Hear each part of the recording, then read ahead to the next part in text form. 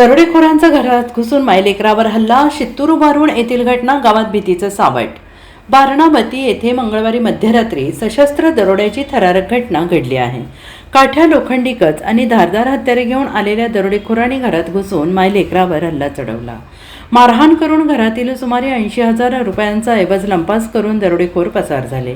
या घटनेनं परिसरात भीतीचं वातावरण निर्माण झालेलं आहे.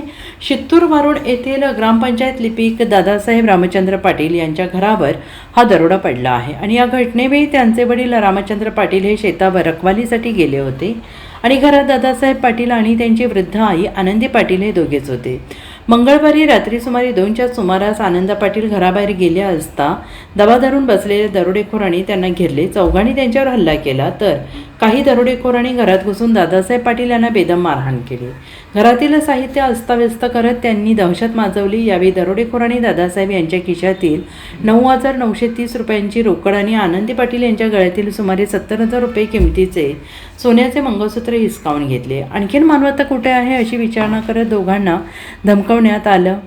मात्र प्रसंग बदान राखत दादासाहेब पाटील यांनी दरोडेखोरांच्या तावडीतून सुटका करून घेतली. घराच्या मागील दरवाजातून बाहेर पडून त्यांनी शेजाऱ्यांना मदतीसाठी हाका मारल्या. आवाज ऐकताच गावातील युवक घटनास्थळी दाखल झाले. गावकरी जमा होत असल्याचं पाहून दरोडेखोर 2 चारचाकी वाहनातून निघून गेले. घटनेनंतर गावातील युवकांनी शित्तूर वारुणसह शिराळे खेडे, सोंडोली आणि मालेवाडी परिसरातील नागरिकांना सतर्क केले.